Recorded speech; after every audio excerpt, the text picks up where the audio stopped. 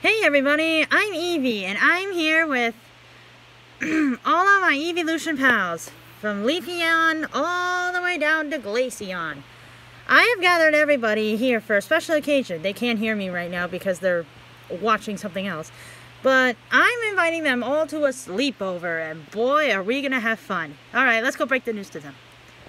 Leafeon, everybody, listen up. What's up? What's going on, Eevee? Is something the matter? No, nothing's the matter. I just have a very important announcement to tell you. Ooh, what's that? Tonight, I'm inviting you all to a sleepover. A sleepover? That sounds like fun! Yeah, Eevee, why didn't you tell us about this? Because I wanted to surprise you all. This sleepover will also be another way for us to welcome Espeon and Glaceon into the family. Really? Eevee, that's so sweet. Thank you. Yeah, thank you very much. Oh, Espeon, you alright? Yeah, I'm just caught on your ear. Alright, before we do anything else, I need to make a list of who's going to be sleeping where. Because my owner prepared a top bunk, the top bunk up there, and obviously her bed, which is the bottom. So, Leafeon, where are you going to go? I'll go on the top. Okay, here's how we're gonna do this. I want everybody who wants to go on the top bunk to go on top of that pillow, and everyone who's gonna stay on the bottom bunk, just stay where you are, okay? Okay. So, Leafeon, you're going on the top? Yep. Then go on the pillow. Okay. Vaporeon, where do you want to go? I'll stay here on the bottom bunk. Okay. Sylveon, what about you? Top. Okay. Umbreon? I'll stay on the bottom. Okay. Flareon, where do you want to go? I'll go to the top. Okay. Espeon? Bottom. And Glaceon? Bottom as well. Okay. And I'm gonna go on the top as well. Alright. So, wow, even 4 and 4. That's pretty rare. So, you guys stay up there at the moment. For now, we're going to do some nighttime activities before we bunk it in, okay? Alright, what are we going to do first? Well, first, I want to read you guys a story from the books over there. I'm going to go choose one right now. Okay. There's so many good books here. What do I want? Nah. Hey, this is the book that we read to Sylveon when she caught a cold. Those are just coloring books. No, that book's too long. Ah, here we go. This should be a good one.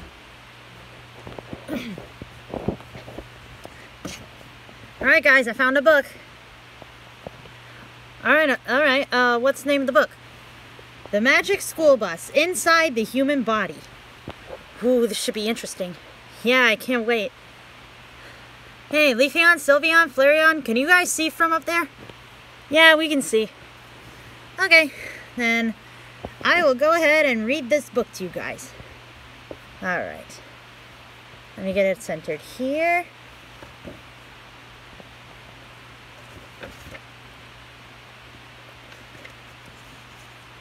Alright, here we go. Now, I am going to read the words in the books, but I'm also going to read the dialogue that's going on too, because, you know, people are talking and it would be interesting. Okay. It all began when Miss Frizzle showed our class a film strip about the human body. We knew trouble was about to start because we knew Miss Frizzle was the strangest teacher in school. We're going to learn about ourselves. This should interest you, Arnold. I can't take the pressure. A film strip is only the beginning, you know. Yeah, I bet she has books about this too.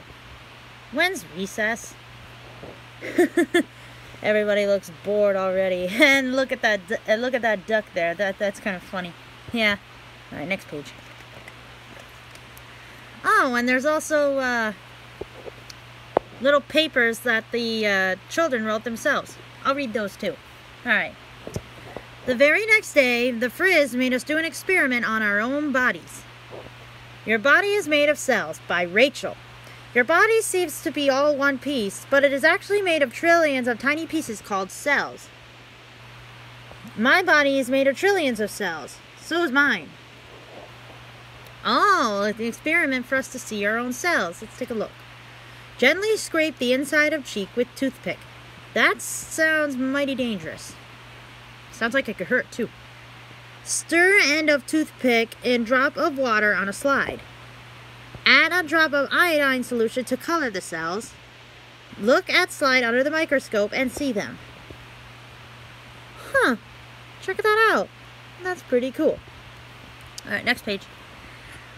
Then she announced that we were going on a class trip to the Science Museum. We were going to see an exhibit about our bodies get energy from the food we eat.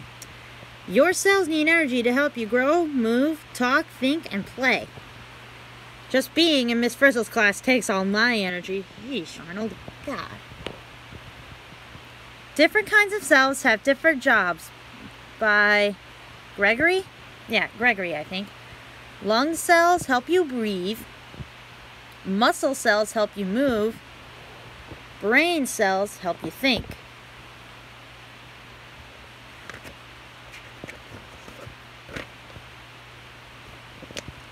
Let's go to the next page. The trip started out like any other trip. We rode to the museum in the old school bus. Along the way, we stopped at a park for lunch. Leftover fish sticks. Ick. I'll trade you these terrific fish sticks for that horrible peanut butter and banana sandwich. Forget it. Oh, look at Miss Frizzle's shoes. They have tongues on them. Ew. Take a look at her shoes. Please, I'm eating. Your tongue is covered with thousands of taste buds by Arnold. Different parts of the tongue have taste buds that detect different flavors. Oh, look at that. Bitter, sour, salt, and sweet. When it was time to go, everyone got back on the bus. Everyone but Arnold. He was still at the picnic table, daydreaming and eating a bag of cheesy Wheezies. When you eat, your body digests the food so your cells could use it to make energy. Your body needs good food by Carmen. For high energy and good growing power, eats lots of fresh fruit and vegetables, milk and milk products, whole grain, cereal and pasta, lean meats, fish, poultry and eggs, and not too much junk food. A Science Word by Dorothy Ann. Digestion comes from a word that means to divide. When food is digested, that is divided into smaller and smaller parts. Huh, interesting. Alright, let's go to the next page. Hurry up, Arnold, called Miss Frizzle. She reached for the ignition key, but instead she pushed a strange little button nearby. Arnold's really out to lunch. At once, we started shrinking and spinning through the air. From inside, we couldn't see what was happening. All we knew is that we landed suddenly. Hey, where's the bus? If you guys look closely, right here, you can see that the bus has turned into a cheesy Wheezy. And then we were going down a dark tunnel. We had no idea where we were, but as usual, Miss Frizzle knew. She said we were inside a human body, going down the esophagus, the tube that leads from the throat to the stomach. Most of us were too upset about leaving Arnold behind to pay much attention. Yeah, this is going to be a long book if I keep reading everything. So I'm just going to read the pages. Well, I'll take a look at the pictures. We were now passing into the stomach, said Miss Frizzle. It isn't exactly quiet in there. The walls of the stomach moved in and out, churning and mashing the food into a thick liquid. The bus was turning round and round, and digestive juice splashed the windows. Now we knew what it felt like to be a hamburger. Ugh. Look at all that. Miss Frizzle drove to the bottom of the stomach. We'll drive through the opening to the small intestine, she said.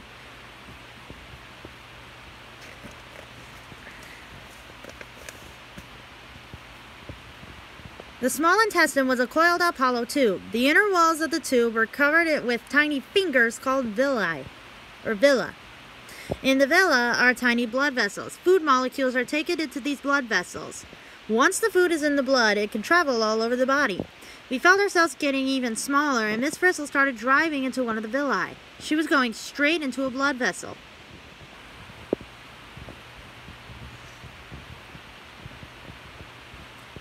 Oh, there's nothing on this page. Alright, let's go to the next page.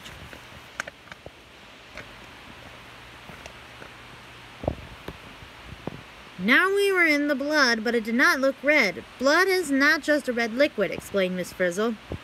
Blood is made of cells floating in a clear fluid. Those cells look like red rubber saucers, someone called out.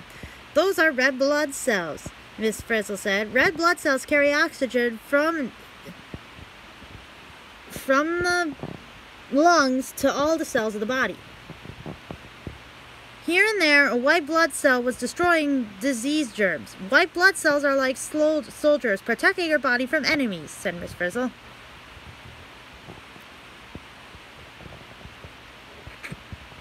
Those are platelet cells. And those are disease germs. Ugh.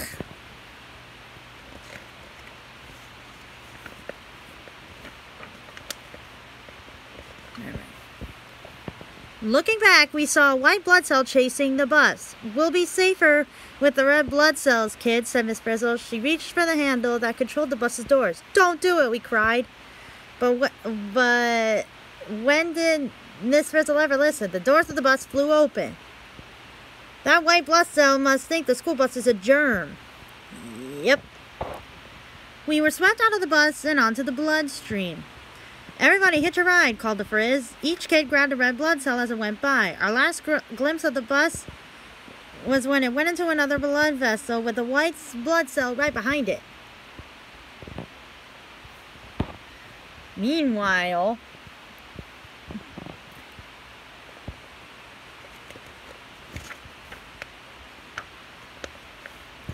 the next thing we knew, we had flowed into the heart. Inside the heart are 4 hollow spaces called chambers, said Miss F. Each chamber is a little pump. The 2 chambers on the right of the heart took in used blood from the body up into the lungs. In the lungs, the red cells picked up fresh oxygen. Next page. From the lungs, our red blood cells carried us back to the heart. This time we were on the left side of the heart, the side that pumps fresh blood back into the body again. Kids, it looks as if these red blood cells are on their way to the brain, said Miss Frizzle. Look, when the red blood cells pick up oxygen, they turn bright red.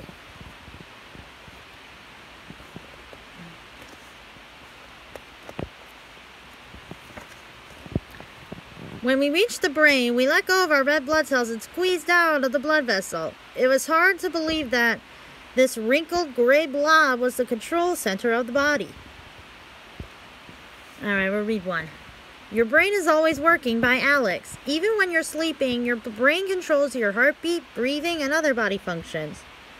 Your brain never lies down on the job. Miss Frizzle said the brain is made of billions of nerve cells that are constantly sending and receiving messages from the eyes, ears, muscles, and other parts of the body.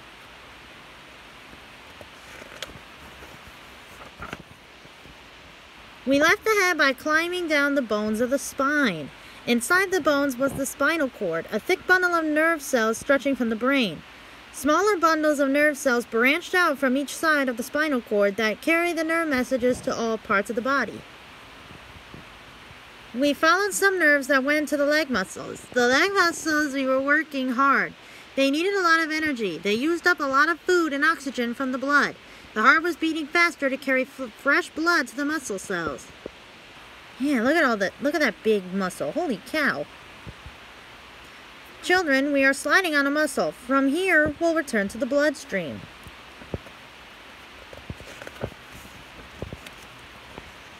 We entered a nearby blood vessel. The blood was moving so fast we were afraid we would lose each other. But at that moment, the school bus floated by. What a relief. We jumped on and went up through the heart and lungs again. Just the way we went before. Sorry. Then, when we emerged from the bloodstream, we were in a huge open space. Where are we? Asked a kid. Miss Frizzle explained, "Children, this is the nasal cavity." "The what?" we asked. "The inside of the nose," said the Frizz. Suddenly, we heard a deafening noise. It sounded like, ah, ah, ah. Uh-oh. Sneeze is coming. Then we heard, chew! Class, the sound you hear is a sneeze. Anything in the nose can make you sneeze. It could be a bit of dirt or dust or some bacteria. That's right. Ah, here we go. What makes you sneeze by Phoebe. If something is tickling the inside of your nose, the tickling signals to your brain. The brain makes you take an extra big breath. That's when you say, ah. Then your brain makes your chest muscles squeeze your lungs. Air rushes out at speeds up to 100 miles per hour. That's when you say, chew. A tremendous blast of air hit the bus at full force. We flew forward, spinning around and around. Children, prepare for landing. Please remain seated until the school bus has come to a complete stop. Is she for real? Ah, here we go. Achoo! Gesundheit.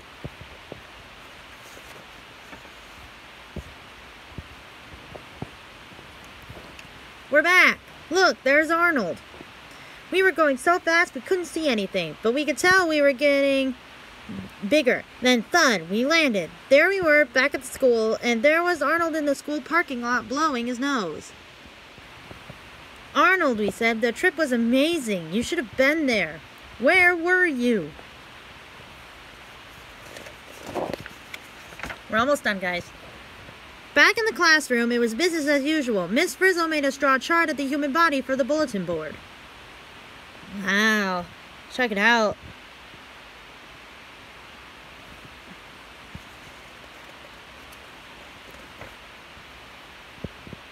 At last, everything was quiet in Miss Frizzle's class. Everything, of course, except her dress.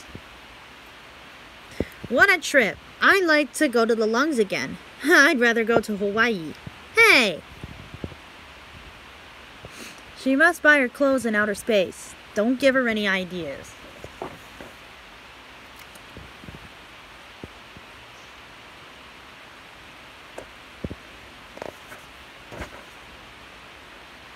The end.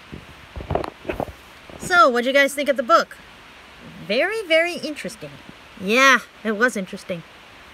Alright guys, well, I think we should all go hit the hay. Yeah. I'll go up there first. And then you guys can follow in after me, okay? Okay.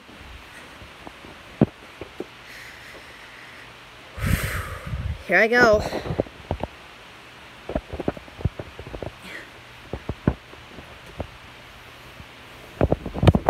Oh. Ow. There we go.